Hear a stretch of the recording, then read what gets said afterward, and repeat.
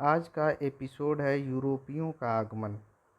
इसके अंतर्गत हम देखेंगे यूरोपियों के आगमन के कारण, प्रमुख यूरोपीय शक्ति जैसे पुर्तगाली, डच, अंग्रेज और फ्रांसीसी।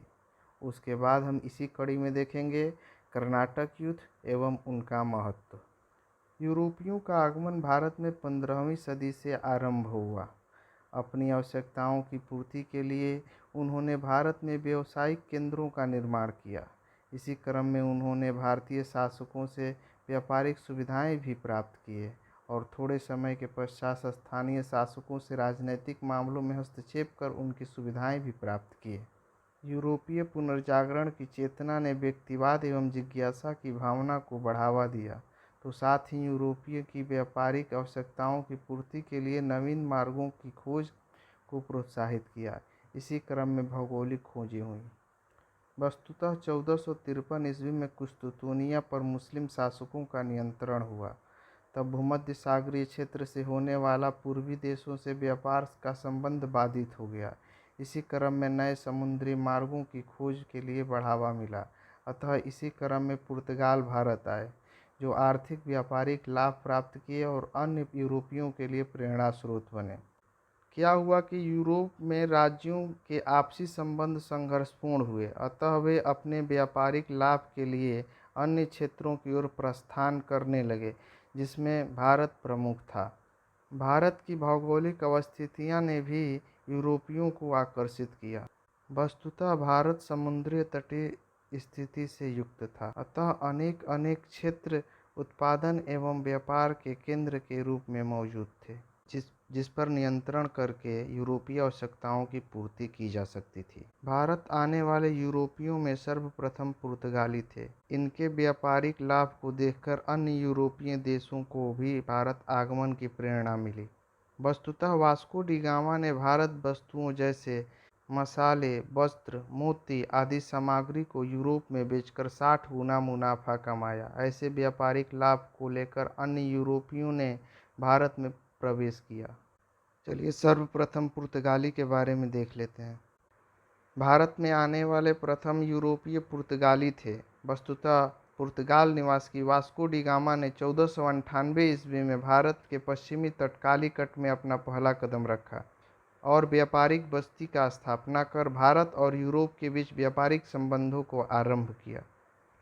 अभी तक भारत के समुद्री तट पर अरबी व्यापारियों का नियंत्रण था, किंतु अब पुर्तगालियों ने भी अपनी समुद्री शक्ति के बल पर इस व्यापार पर नियंत्रण किया और आर्थिक लाभ कमाए। इन लाभ को देखकर अन्य यूरोपियों भी इन दिशा में आगे बढ़े। इसी संदर्भ में यह कहा गया कि संभवतः मध्य युग की किसी अन्य घटना का सभ्य संसार पर इतना गहरा प्रभाव नहीं पड़ा जितना कि भारत जाने के लिए नवीन समुद्री मार्गों के खुल जाने से पड़ा। वस्तुतः भारत के विभिन्न क्षेत्रों में यूरोपियों ने अपना व्यापारिक केंद्र तथा प्रभाव स्थापित कर लाभ अर्जित किया और इसमें अंग्रेज आगे रहे, तथा इसी क्रम में अंग्रेजों ने भारत में राजनैतिक नियंत्रण स्थापित कर भारत को एक उपनिवेश बनाया और फिर व्यापारिक पूंजीवाद के जरिए एक बड़ी धनराशि भारत से प्राप्त की। इसका उपयोग कर इंग्लैंड की औद्योगिक क्रांति को संभव बनाया।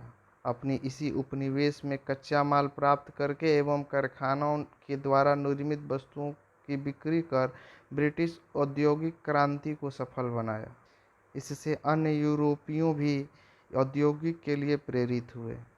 फलतः यूरोपियों ने देश के उपनिवेश के निर्माण में और रुचि लेने लगे। उपनिवेशों में भी पश्चिमी इच्छा विचार प्रसारित हुए। इस तरह नवीन मार्गों की खोज से औपनिवेशिक विस्तार को बढ़ावा मिला, जिससे यूरोपीय राज्य आर्थिक रूप से समृद्ध हुए। पुर्तगाली सब ने व्यापारिक लाभ प्राप्त करने के लिए अपनी बस्तियां भारत के विभिन्न क्षेत्रों जैसे कोचीन, गोवा, हुगली आदि में स्थापित किया। पुर्तगालियों ने आरंभ से ही व्यापार में अपनी शक्ति का प्रयोग किया। वस्तुतः पुर्तगाली नौसैनिक क्षमता से युक्त थे, अतः उन्होंने कार्टेज आर्मेडा काफिला पद्धति के माध्यम से समुद्री व्यापार में नियंत्रण किया। इस कार्टेज पद्धति का तात्पर्य यह है कि समुद्री व्यापार के लिए पुर्तगाली अन्य व्यापारियों को परमिट यानी अनुमति प्रदान करते थे और बदले में धन प्राप्त करते थे। ऐसे न करने वाले व्यापारियों के जहाज को भी लूटते थे। अतः इस कॉटेज पद्धति के माध्यम से पुर्तगाली ने व्यापारिक एकाधिकार बनाए रखा। पुर्तगाली सब समुद्री लूटपाट की नीति पर बल दिया। उन्होंने स्थानीय समुदाय पर भी अत्याचार किया तथा धार्मिक कट्टरता पर बल देते हुए ईसाईकरण पर बल दिया।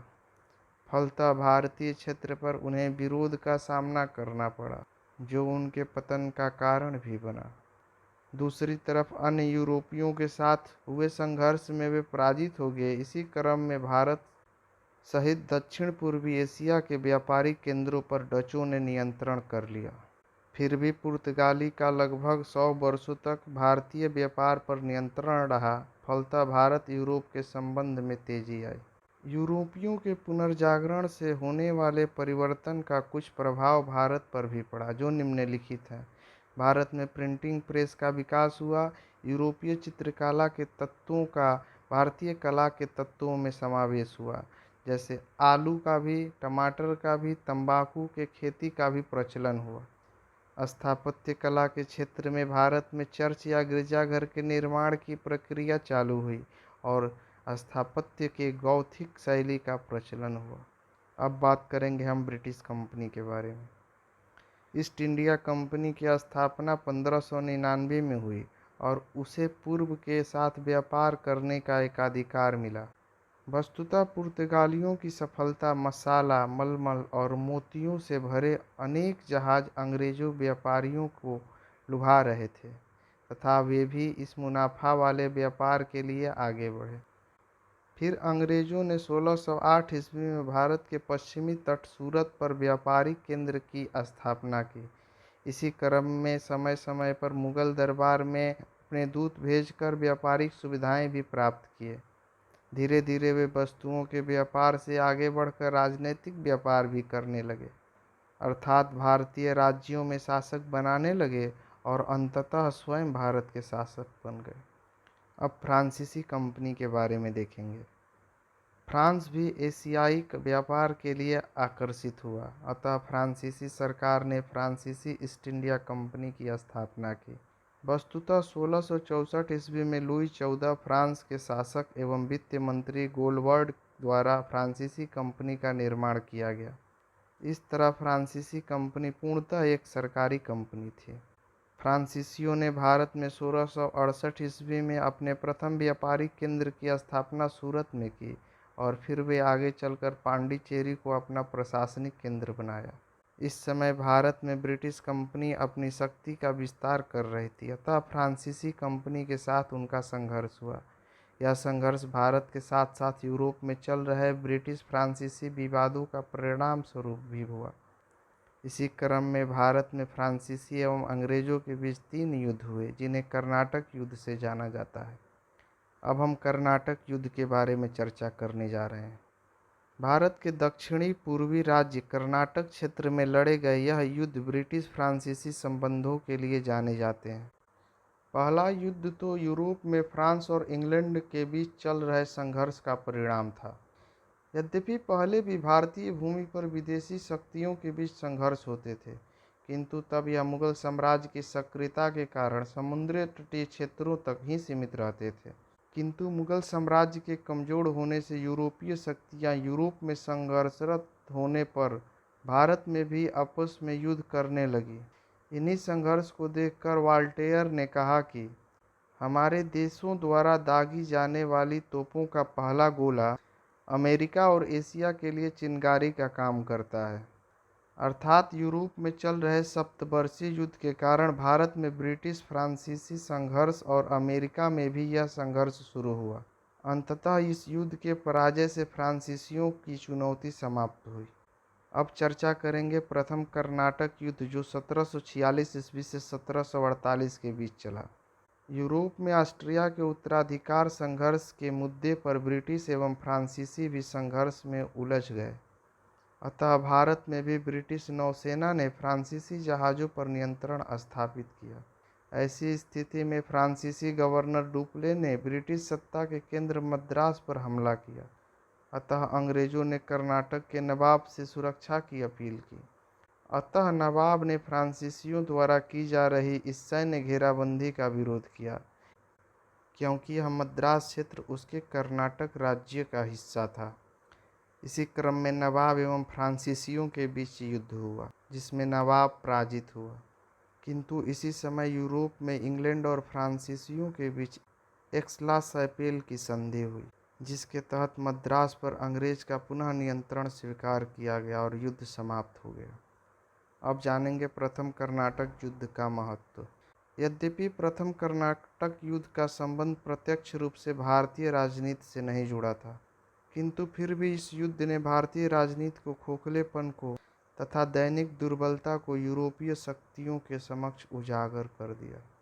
कर्नाटक का नवाब एक विदेशी व्यापारी कंपनी को अपने क्षेत्र में युद्ध करने से रोकने में असफल रहा, और नवाब की पराजय ने यूरोपीय शक्तियों को भारतीय राजनीति में दखल लेने के लिए प्रोत्साहित किया।